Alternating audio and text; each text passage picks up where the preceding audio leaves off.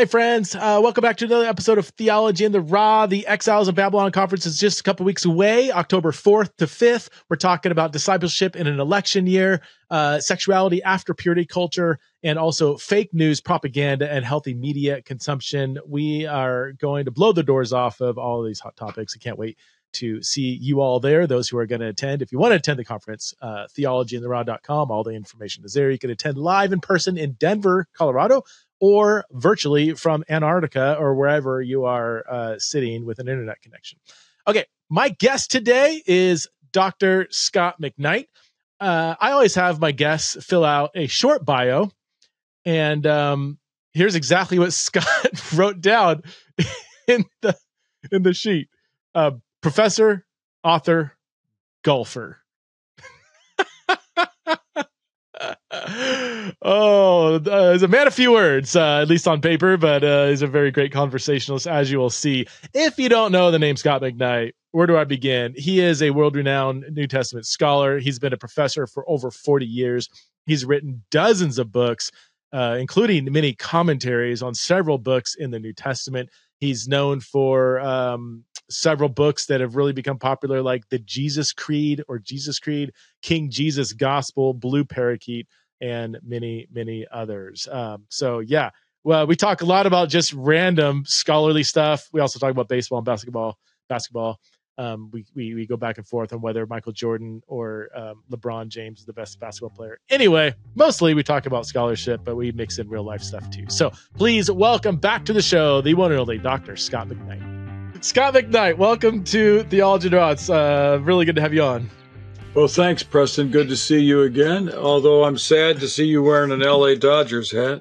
Well, I was going to begin by asking you how you feel about your Cubbies this year. You're 10 games out of first, but, Milwaukee's having a great season. So do you feel good or disappointed? Have you ever heard of LeBron James? Yeah, a little bit. You know how he changes teams? Did you change teams? My son, we were with the Cubs forever, and my son resigned from working with the Cubs. He played in the organization 5 summers. Then worked 15 years in the front office. He resigned, and then 2 years later, he got hired by the Cleveland Guardians. Oh. So we are now Cleveland Guardians fans, and we watch the games on Major League Baseball Network. Yeah. So you're having a great year then.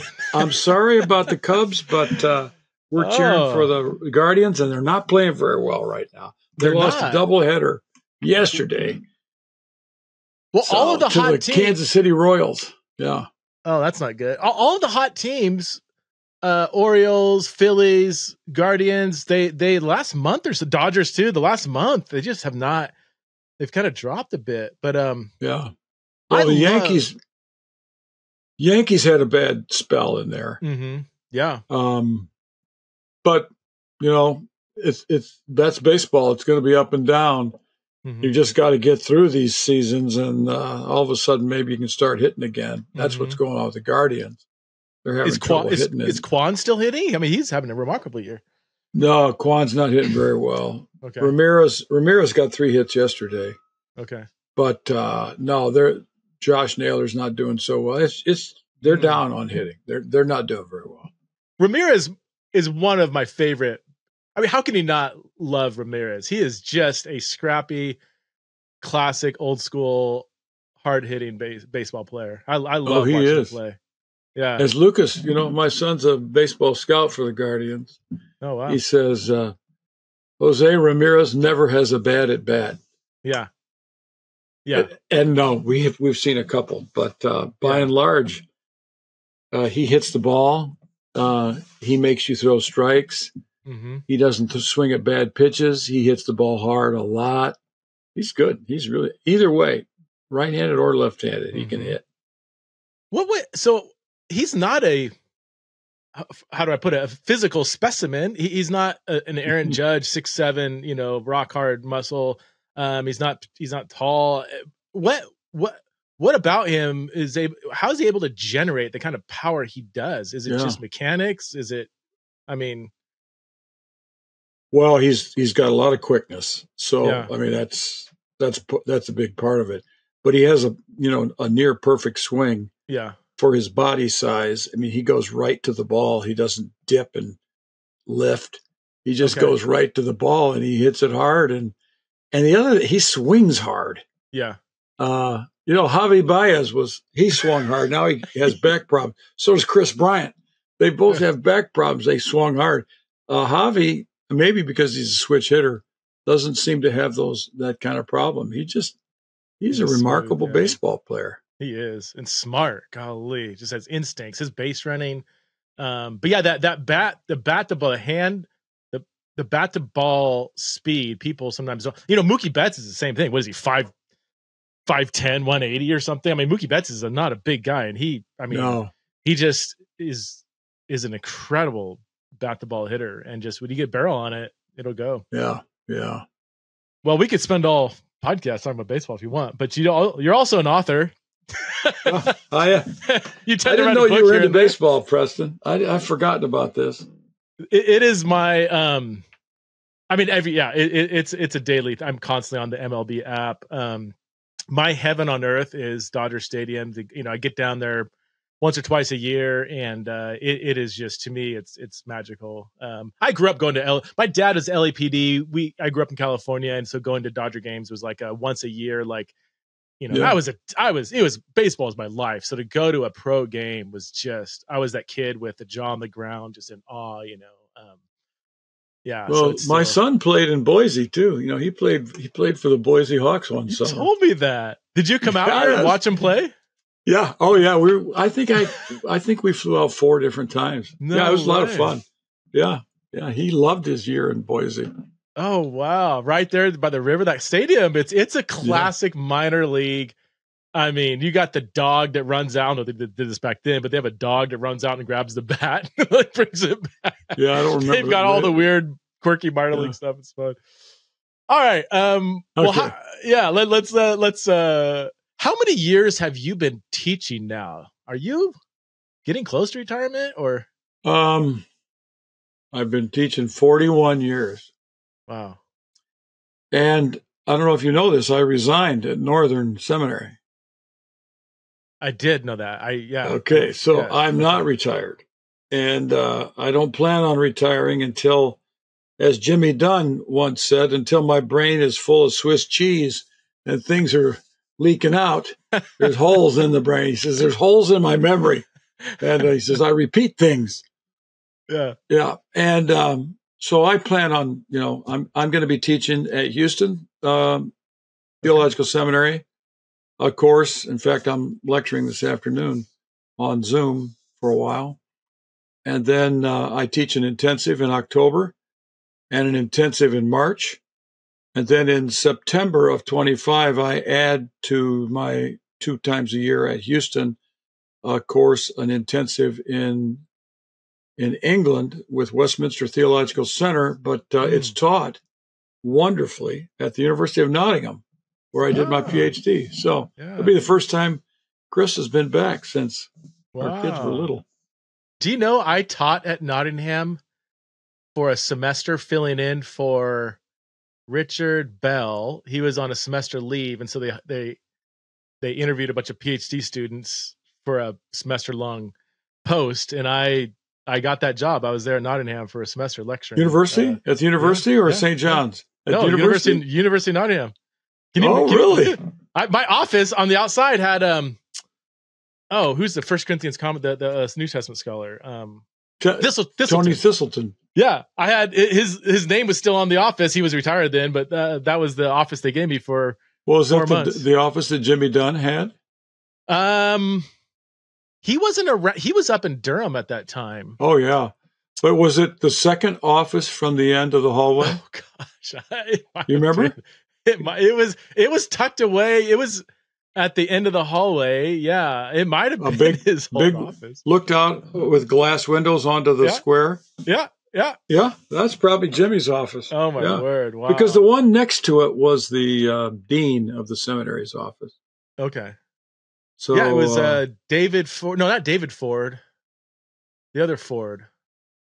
There was Ford brothers, 2 theologians. The one, it wasn't David Ford, it was his brother who hired me. Really neat guy. Who's that New Testament, the Aramaic Jesus scholar. Morris Casey, was he still there? He was there. We used to hang out. Oh, he was a hoot. My atheist New Testament colleague. yeah. He was something else. He wasn't. I don't think he was quite there when I was a student. He wasn't. Okay. He hadn't been. At least he didn't. He wasn't known at that time. But I remember when he came out as an atheist. Oh, okay. I remember asking him about going to church, and he would say things like he used to go to church. Okay. But he was never. I never heard a word about that. But Morris was always friendly. Yeah. And very careful, and he, in a sense, had the administrative duty of paying attention to my dissertation once Jimmy left. Okay. But he didn't read it, and I had my external examiner was Graham Stanton and John Muddyman. I don't know him. I know Graham. Yeah. But I don't think Morris read any of it. He didn't care for redaction criticism at all. Morris didn't. Okay. That's what I did. I did Matthew 10's redaction criticism. What's the elevator pitch of your dissertation? Gosh, this is 45 years ago. New Shepherds for Israel was the title, and it was pretty much just a classic at the time. It was the end of the redaction critical era, but it was still going on. It was just a redactional study of Matthew 10, 9:35 to 11:1. And it was sort of an exploration of method for me as well. And in the process, I did a long study of Jewish missionary activity that was published as A Light Among the Gentiles. And I never published my dissertation. Graham pleaded with me several years to do it, but I lost interest in doing that. The Matthew seminar in SBL was totally directed by Jack Dean Kingsbury, and he wanted all literary and composition criticism. And so Dale Allison, I knew at the time, he and I just didn't participate because we were more into tradition criticism. And Jack, he didn't want any part of that. So I moved to historical Jesus studies. Can you explain to our audience that don't have a clue what redaction criticism is? How would you explain that to somebody that doesn't even know what that is? Well, it's the analysis of, let's say, a chapter in Matthew. So I'll talk about redaction criticism in Matthew in light of how it used the Gospel of Mark and the putative source called Q, or what it did to those sources, and what you can infer about Matthew's theology. And I didn't do much of this. Even Matthew's community, in light of the emphases and editings, the edits that Matthew made to Mark and to Q. Oh, okay. So it kind of looks at Matthew as an editor of his sources. So you compare Matthew with his sources, one might say alleged sources, and how he's telling the story slightly differently from his source shows what kind of emphasis he's trying to bring out. Yeah. Would you say those aren't alleged sources, Preston? Those are his sources. Well, Mark for sure. Q is a little bit. Yeah. But, right? You know what I used to say though? I mean, if people have underlined their synopsis, most people haven't done. I've underlined my synopsis. I did it for Jimmy Dunn. Jimmy says, "Well, if you haven't marked up your synopsis, we can't get anywhere." I think it's easier to posit that Matthew and Luke had access to a source than even that they use Mark. Really? There's so many passages that go on word after word after word that I think it's pretty secure. Now, you could argue that Luke used Matthew or that Matthew used Luke, but it's straightforward. Like Matthew 3:7 through 10, paralleled in Luke 3:7 through 9. It's like 87 words there, and 85 of them are identical and in the same order. The chances of that are, not so great. So is Mark and priority is still basically established in scholarship, right? Are the people that question? So I grew up, I was trained under Bob Thomas at Master's Seminary, I know. who thought that was heresy to say you have an inspired gospel writer using another gospel writer and saying something differently. So his whole hypothesis was they're all writing completely independent, not looking at other sources, even though Luke tells us he used sources at the first. I forgot how they got around that. But I remember when Bob wrote his Harmony. Oh yeah. I was involved in I guess I didn't respond to it, but I read it and we talked about it. I was a seminary student at the time. Oh wow. It's interesting because there was a period in there when William Farmer was kind of pushing against Markan priority, but I don't see that now. But what happened in the historical Jesus studies that started in the 80s and really blossomed was the whole synoptic problem issue was dropped for to study history. And when people woke up on the other side of it, they were really back to Markan priority. And so I don't see that much now. Mark Goodacre at Duke, he's pretty strong against Q. He studied with, I'm pretty sure he studied with Michael Golder at Birmingham.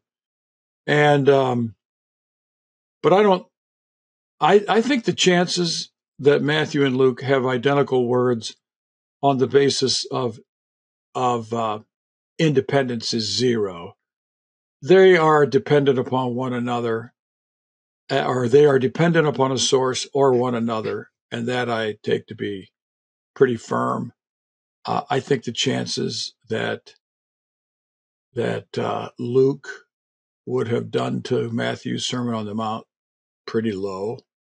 Its stuff is pretty cool. The Sermon on the Mount was pretty influential in the early church. Matthew could have done that to Luke, but most people would date Luke even later than Matthew. So I still believe in Q, and a lot of people do. Most people seem to believe it. As an actual written source that we don't have anymore, oral tradition, or does it matter? It's just some kind of... I don't think we know, but the wording is so similar. I think it's probably there's some written stuff there. And just again, for our audience, for those who don't, so Q stands for the German word. Is it Quella? That means source, and it is the name given to the source, again, whether written or oral, that Matthew and Luke, when Matthew and Luke are writing about Jesus in a way that wasn't written about in Mark. Mark was the first gospel written. Matthew, Mark are using Mark, but there's also seems to be another source that they're both, like you're saying, word for word in agreement on. So Q is a term given to that. I'll say alleged. Well, it's still alleged doesn't mean it's false or not legitimate. It's just like we don't have access to this source. Yeah, we don't have it. Hypothetical. It's nice to talk to Pauline scholars who didn't do their work on the synoptics. Because we operate in different worlds. I mean, the people who specialize in the synoptics, this is we've got details in our back pocket on this sort of thing, and I think that the gospel. I mean, Luke 1:1-4 is very important, where Luke tells us that he's using sources, right? And it looks like one of them was Mark. Yeah, right. Yeah, I did read Goodacre's book, Questioning Q. I thought it was really, I didn't know it. I don't know enough. I still don't know enough about the debate to have a strong opinion, but I remember reading him. I mean, he's a brilliant guy. I mean, everything he's going to be compelling. And a great writer. Yeah. I dabbled in the Gospels, but people don't realize how siloed even something as seemingly small as the New Testament, even something like Paul. I mean, I did Paul in the law, Paul in Judaism, Romans, Galatians. I had a PhD student friend of mine who was studying 1 Corinthians. Our overlap in literature was like maybe 1%. He was reading all Greco-Roman stuff, Corinthian stuff. We were both studying Paul, and we were not intersecting with each other's work on any level. It's that silent. Well, I teach the whole New Testament. All right, I did the last 28 years. And I'm stunned by the specialization literature in Paul, and Romans and Galatians are in their own world. But it's totally true that the minute you move to 1 Corinthians, it's a different game altogether, because of the city of Corinth, Cenchrea, and the scholarship. It's way out there. And then Philippians has its own group of people, and Thessalonians. Those are the two letters. I go, oh boy, these are the ones that are. I trust John Barclay saying stuff that I can trust on the Thessalonians. But it is really siloed, and even in the synoptics, Matthew, Mark, and Luke, you can study Matthew and realize these people who are doing Luke are doing completely different things. Do you think that's good? Like, if you were to construct a PhD program, would you maintain that kind of siloed, or would you have people be a little more broad? It kind of depends who you are. If you're going to be a historian, let's say you're not working in the church that much, or maybe you're not even a Christian in that sense. You're just a historian. I think it's perfectly fine. But if you end up with people in the pew, I think you have to become a generalist at some level and value, let's say, scholarship, or at least careful readings of the entire New Testament. And while I like to think that I'm a Jesus scholar and a Matthew specialist, I unloaded 2 shelves of books in Joel Willitz's office on Matthew because I didn't have space on my shelves for them. Now I kind of wish I had them. I guess I could call up Joel and say, Joel, let's meet. I got to have my books back. But I've tried to work in. I end up writing about things that are interesting to me. So, and then I'll study those. But I don't want to be a specialist on Revelation. But I really enjoyed reading stuff on Revelation and writing the everyday Bible studies on every book of the New Testament has been really a redemptive experience for me, just writing on every book. But I'm not, obviously, I'm not reading monographs for each one. It's for lay people. Did you finish that? Wait, you've written New Testament for the rest of us? Can you see them back here? No, I see. No, they're right over. Okay. They're right over here. I have, let's see. I have Matthew's at the publisher. Okay. Ephesians and Colossians. I have one more passage left. Tomorrow I'll finish Colossians. Then I have to write the introductions. Wow. And then I have just 2 more books. One on 1st, 2nd, 3rd John, and one on Hebrews. Scott, that's an amazing accomplishment. 16 yeah, crazy. It is. And John, the editor, the other day said, we're all kind of amazed that you've kept the schedule. Did you keep the schedule? I've stayed ahead of it, actually. How many years? How long did it take? I'm sure you're doing other things along the way, but it's 4 years. It's 4 years for a year is what I've done. And I'll take time off because I'm working on a book on Jesus and the Pharisees. And it's about 90,000 words, and the publisher wants 60,000.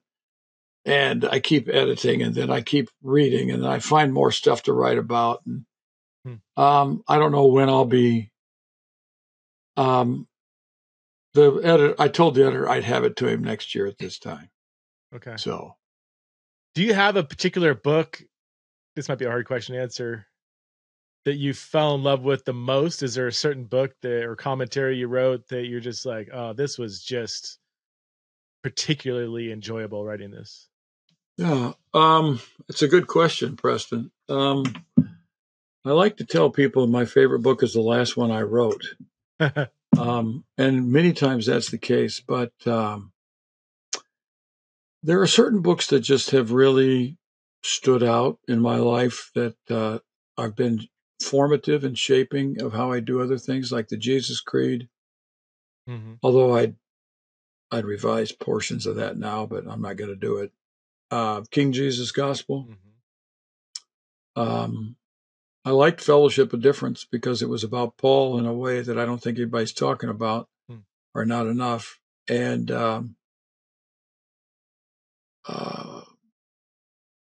let's see, I was going to bring up another book that I really enjoyed. Blue Parakeet?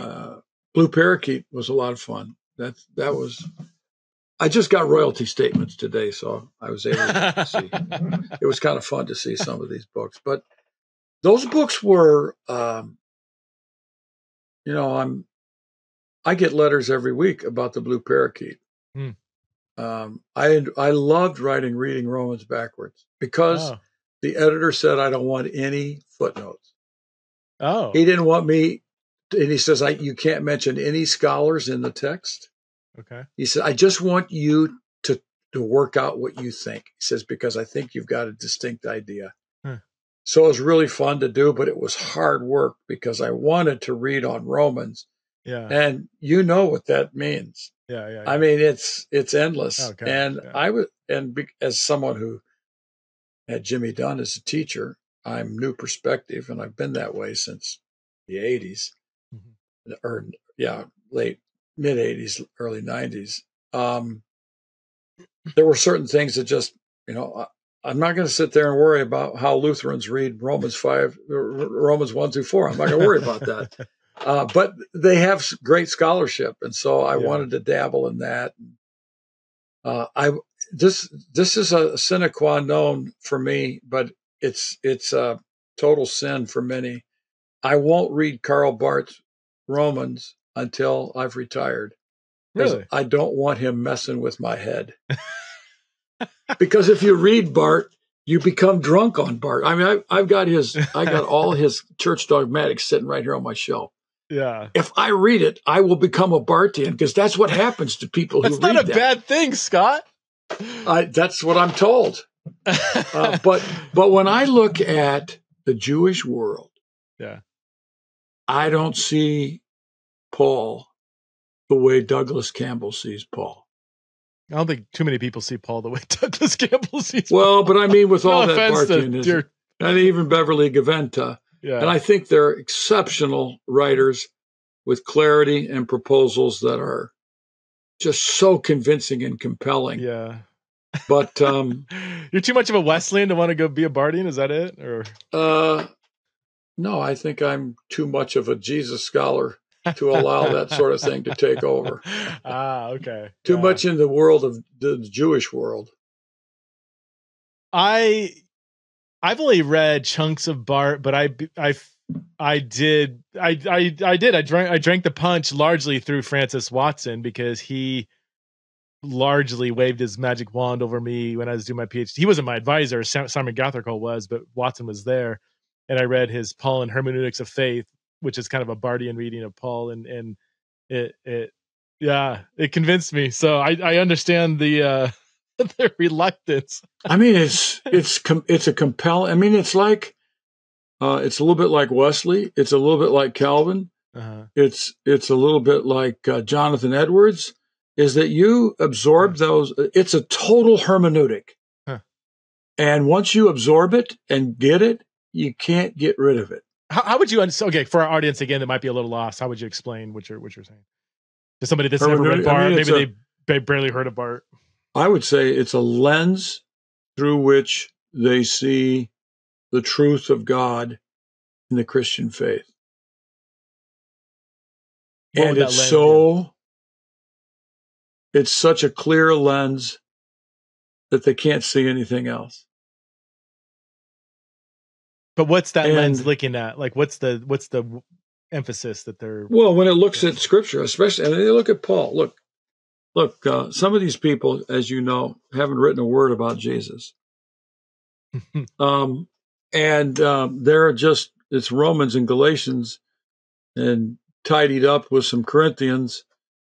Maybe a little bit of Philemon, but it's an approach to understand how to put together what Paul said that allows them to read every passage in Paul through that lens.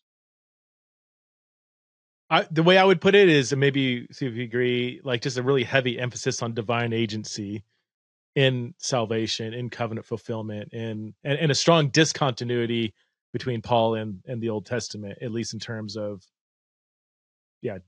divine and human agency relationship.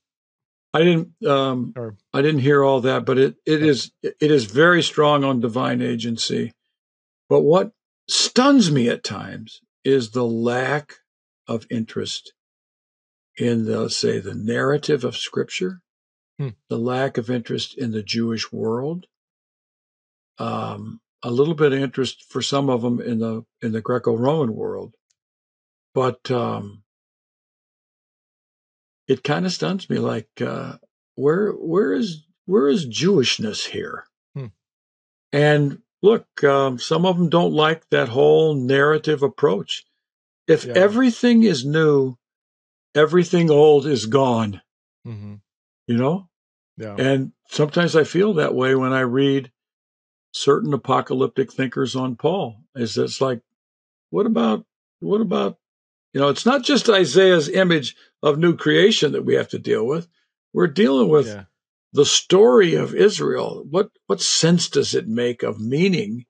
And then how does Paul fit in that? And this is what bothers me, Preston, is how connected is their theology to Jesus's kingdom vision? You know, I mean, kingdom does not mean God's apocalyptic act of redemption that leads to the dynamic of the here and now of George Ladd. You know, kingdom is a pretty social, political idea. Yeah. So, and how does that relate to the church and stuff like that?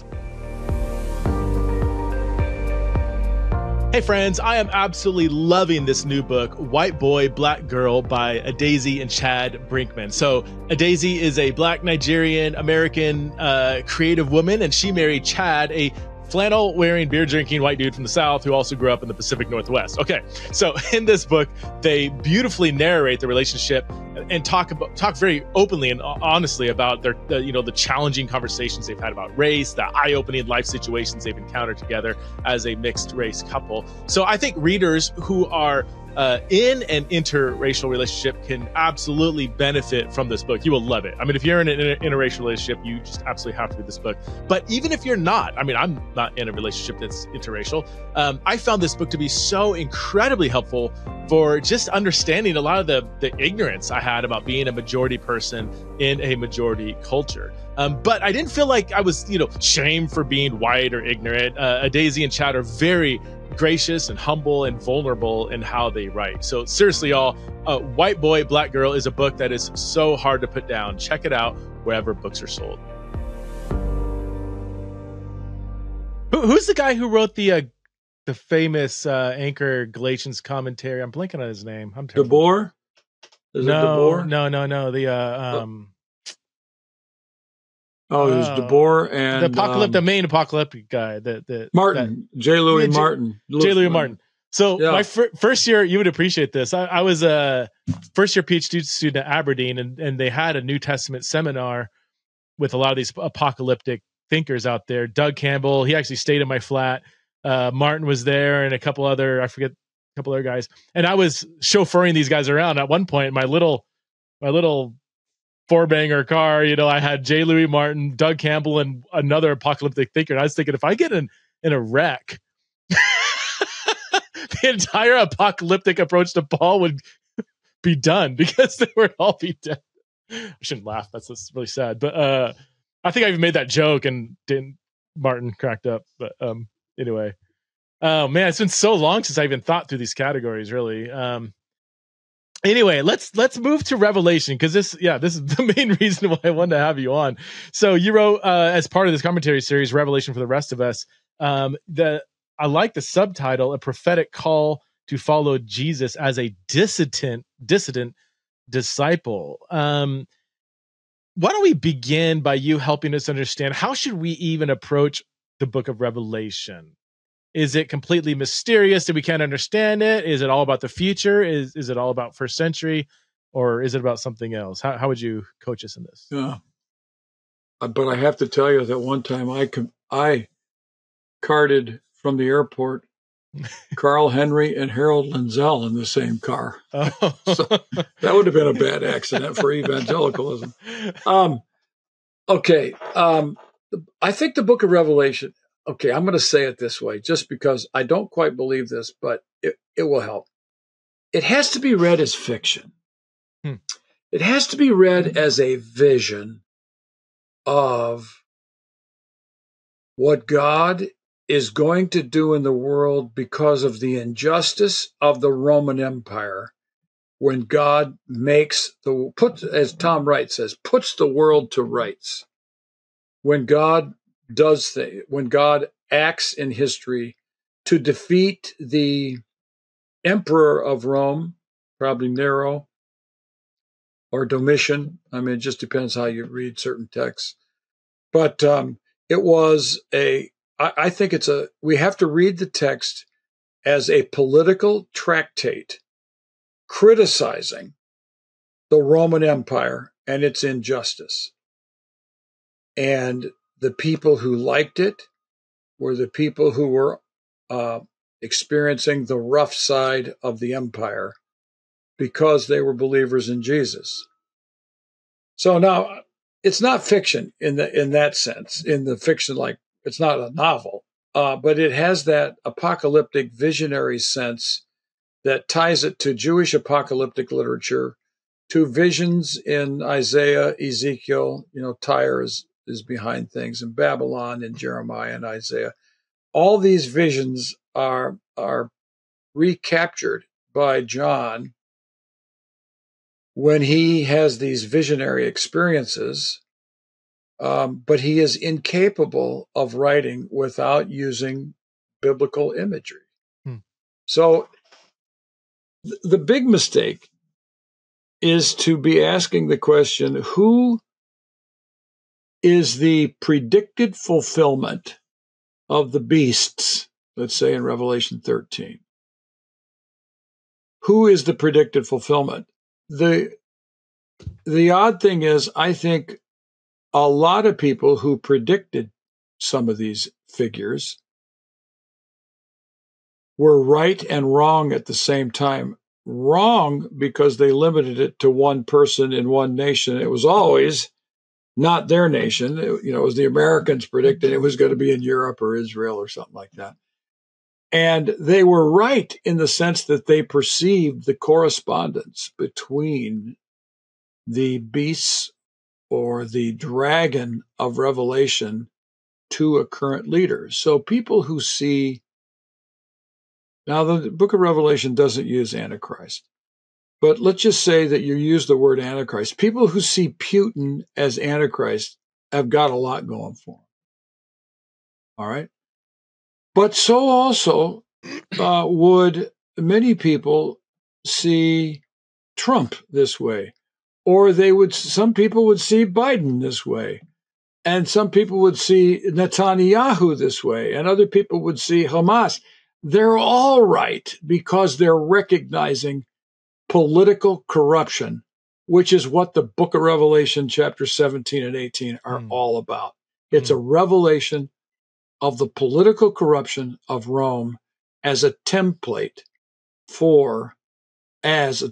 of Babylon, the empire that opposes the way of God in this world. So instead of seeing it, 2 days ago, my wife and I are walking around our lake, and a lady starts asking me questions about, do you think this is the Antichrist? She says, my husband thinks Trump is the Antichrist, and I think it's Biden. And I'm, so you're both. I'm thinking, okay, both. But they wanted it to be a prediction. She wanted it to be a prediction. And Preston, I'm 70 years old. I began hearing really clear predictions in about 1965. And it was really clear in the end of the 60s and the beginning of the 70s with the hippies and the world falling apart. And every prediction I've heard has been wrong because it was a prediction rather than a discernment of political corruption. So if someone sees political corruption in the greed of America, let's say radical consumerism and capitalism, if someone sees the warmongering tendencies and violence of Rome and Babylon in the American military or in the Western world's military, they're doing the right thing with the book of Revelation. We should read it and say, what in our world corresponds to this sort of thing right now? And we should become dissidents as followers of Jesus who think he is the Lamb, the Lion who is the Lamb, who is on the throne and who will rule. We become dissidents of anything that is not like Christ, especially in the political world.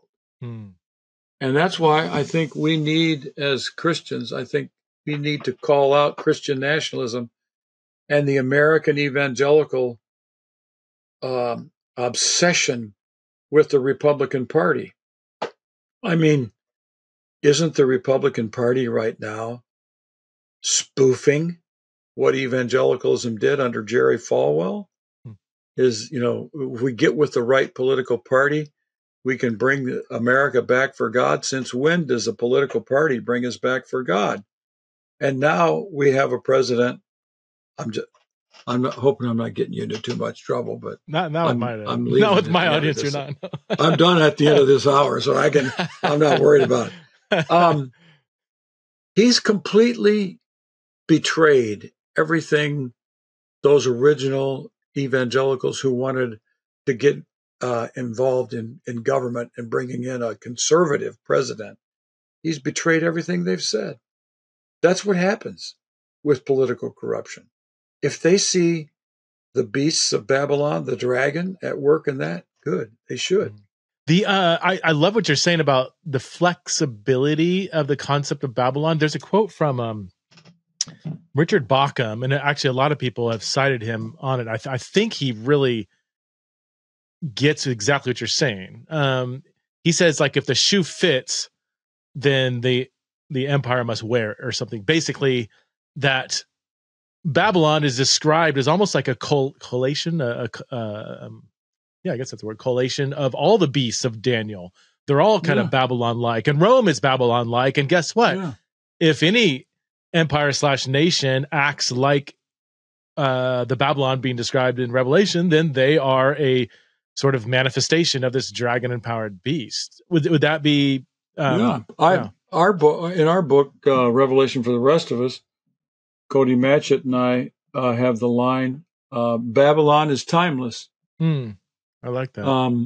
In fact, Zondervan produced little leather clips for key chain that says Babylon is timeless on it. So I carry it every day. Oh, can I get one of those? I need to reach out to Zondervan. No, they only got like 20 of them. So okay.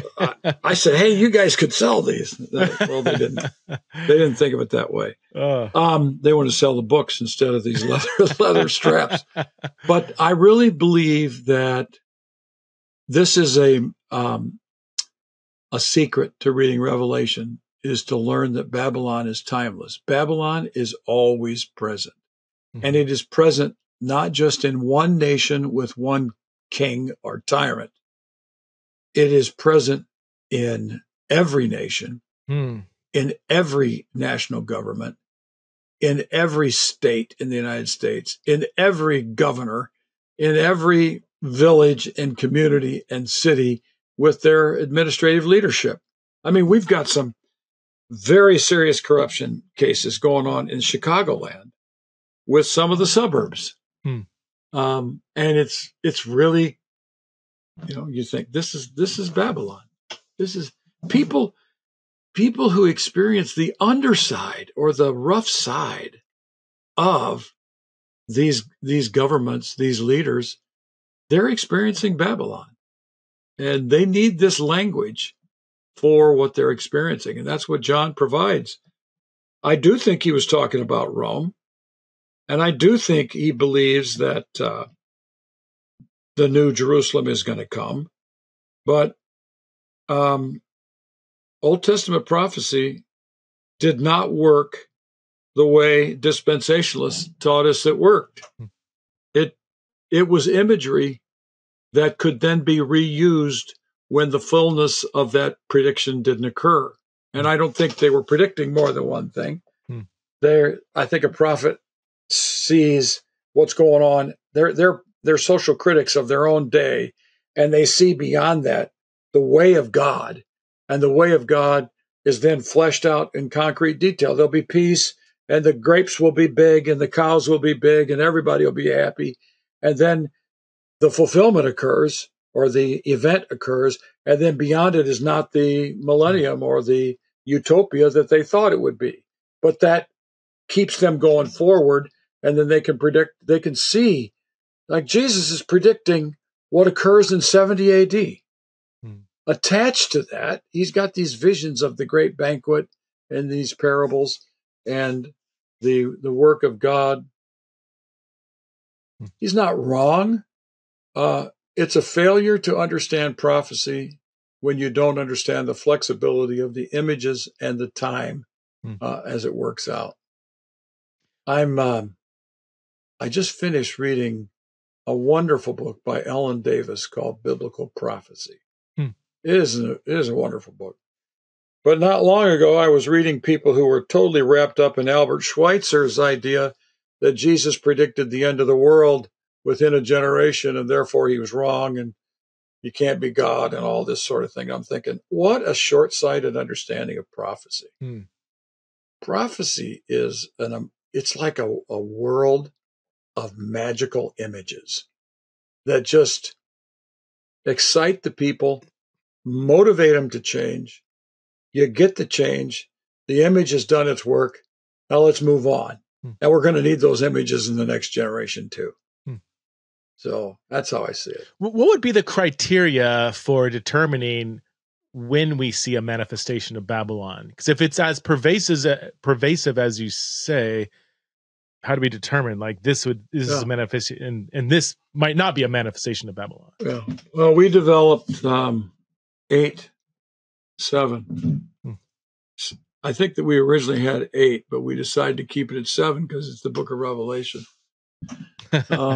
One is there's an anti-God theme that is a revelation of Babylon. Anti-God of Israel, anti-God manifested in Jesus. A second is opulence. Opulence is a manifestation of consumerism in our day. That's the language we use, along with globalization. But opulence is the benefit to the rich by way of exploiting and exploitation of the poor. It's murderous. So there's persecution against the people of God. This is why so many evangelicals like to claim persecution, because they've been schooled in the fact that persecution proves that you're right. And because they believe in some kind of scheme that at the end of times there will be persecution against the people of God. But persecution is a characteristic of Babylon. But so also, I think, is branding. And this isn't a theme in Revelation, but it's everywhere present by anybody who knows how things worked in the Roman Empire.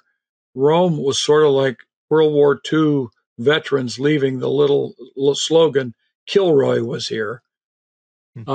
Everywhere they went, everywhere Rome had been, you could see results. The streets, the mail system, the buildings, the gods, the worship centers, even the worship of Caesar or the adoration of Caesar, the emperor worship of the Roman Empire. Militarism was a very big part of Rome, and Rome was brilliant in its military powers. They knew how to use it. They made people citizens. They captured people. Economic exploitation.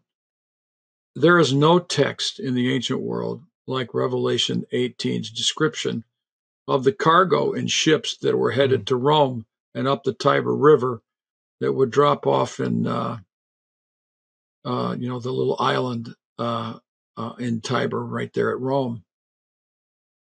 And then I think the last characteristic to me should not be a surprise to anybody, is arrogance, narcissism.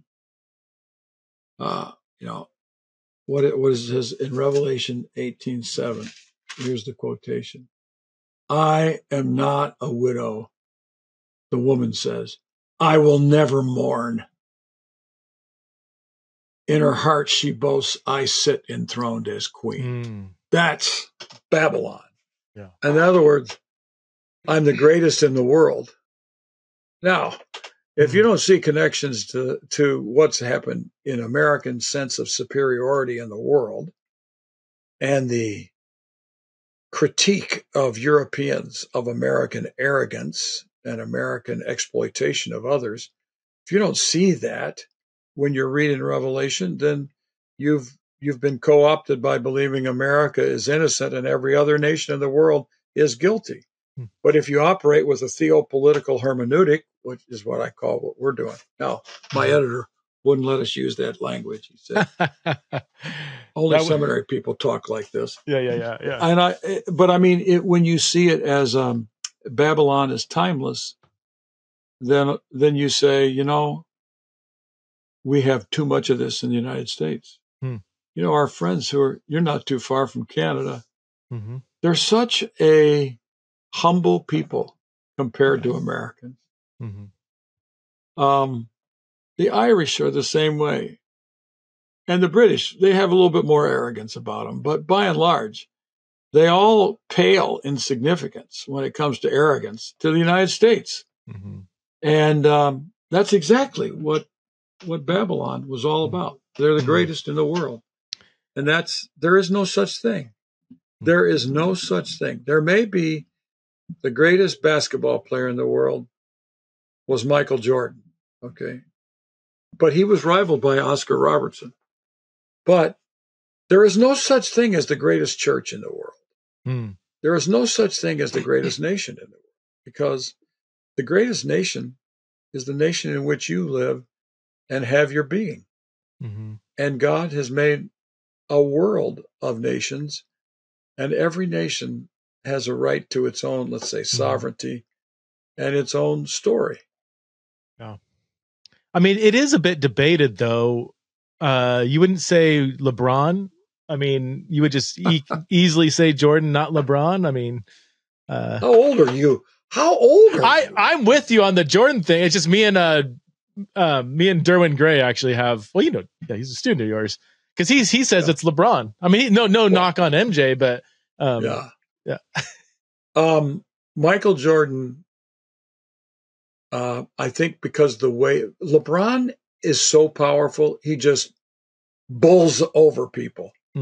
Michael was so agile, he broke away from people. And I think and his jump shot was just so pristine.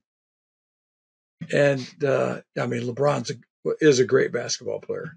I mean, he's one of the greatest. But I'm from Chicago, and we think Michael is the greatest ever. Well, and the game was a lot, if I remember. I mean, I don't follow basketball a lot, but it's a lot rougher back then. I mean, the Pistons, they would just pounce on Jordan, and he, especially when he first came up, he was pretty scrawny, and it's just not like that anymore, right? But I mean, the physical, to me, I grew up in a gymnasium. My father was a coach, and I played small college basketball. I look at the NBA as 7-footers who are wrestling with one another, rather than basketball. And I'm not kidding you. I prefer women's basketball the way they play over men's basketball, because it's not just force. It's not just athletic ability. It's skill and teamwork. Back to Revelation. So would you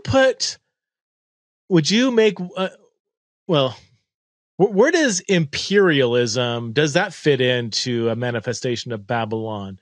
A nation that is extending its power and influence beyond its borders. Would that be part of it? Militarism was one of our characteristics, so and economic exploitation. That's all about the imperial. It's empire. The whole thing is empire, arrogance, opulence, economic exploitation, image, brand. I mean, they just mowed down people if you got in their way. And if they needed more wheat, they went to war and conquered a country and stole all their wheat and brought it home to the ports and distributed it to the people in Rome. Which I think what Rome did, and this might open up another can, but what Rome did explicitly and in your face, I think a lot of this similar stuff can be said of America more implicitly. A lot of stuff people don't know about. I mean, just the fact that America, America has 750 military bases in over 80 different countries. Like, most people don't know about that. And I ask people, like, how many Syrian military bases do you have close to your home here in America? It's like, well, no, we don't. We wouldn't let another country another country have a military base in Canada or in the Caribbean, let alone like in my backyard. So, and I believe the Romans. I mean, Romans. What's a Roman? The people in Rome who had power thought they were right. Yeah. And they didn't see these things as anything other than the spreading of Pax Romana. Right. And if it took a war and killing a whole village, that was the price of Pax Romana. Mm-hmm. And I think that's characteristic of any empire. It's characteristic of Russia, who wants to rule all of Europe. It's characteristic of Germany under Hitler. It's characteristic of China at times. Japan had the chutzpah to think it was one of those nations. The United States thinks it won all those wars, and now it's in charge of all these countries. And yes, America is arrogant, and it has imperial designs. So you have no problem saying America is a manifestation of Babylon. Yes. Into the degree it's corrupt. Yes. But I wouldn't say that means that Germany's not. It's not the only Babylon. Say that Italy's not. I mean, Italy doesn't have designs like this anymore. But, Tony Blair worked pretty hand in hand with helping. So, I'm not going to let anybody off the hook. I don't have any dog in this game where I have to defend the United States. If it's corrupt in its exploitation and economic policies, if it's corrupt, if it's extending its military domain, if it's arrogant, it needs to be called out. And do you see this as a bipartisan issue, or do you see one side of the aisle is more like Babylon than the other? And I don't enter into partisan politics in any way, shape, or form. I'm willing to criticize Biden and Trump and Harris if she wins. I don't feel any loyalty to them being right all the time. I think that I have a responsibility to affirm what is good and to criticize what is bad or corrupt. I mean, if she or he, whoever wins the presidency, has an economic policy that I like and don't like, I don't think I have to be critical of it. But if they decide that they're going to go full bore on military buildup, I'm going to say something. If they're going to exploit the poor Mexican immigrant workers, I'm going to say something. I'm shocked at how the Democratic Party has, in my opinion, limited. It's like you hear sound bites, you read stuff here and there, but their rhetoric has become almost sounds like a neocon. Like they have become a lot more hawkish and militaristic than they have characteristically been. At least that's the perception that. And obviously the Republicans are that. Everybody knows that. The militarism of the Republican Party, that's not a shock. It's just like, it seems like the other side now is becoming just as much, if not more even. Like I even hear sometimes more like, hey, we need to pull off these kind of like proxy wars and stuff and not be creating new wars and stuff. I hear in some spaces a little bit more on the right than on the left. And it's almost like it's kind of flipped a little bit. Well, have you seen that? Or I think this is all done for the sake of votes. Okay. And image management. Because I do think that I was very surprised how hawkish President Biden was about Israel and Hamas. Mm-hmm. It just didn't sound like the Democratic Party. Right. But I think that this is a crucial election season, and there's voters out there. I just don't trust political gamesmanship. Scott, thank you so much for your time. Again, the book is Revelation for the Rest of Us, a prophetic call to follow Jesus as a dissident disciple. It's available on Amazon or wherever books are sold. Scott, thank you so much for your time. Many blessings on your life and ministry. Thank you, Preston. Good to be with you.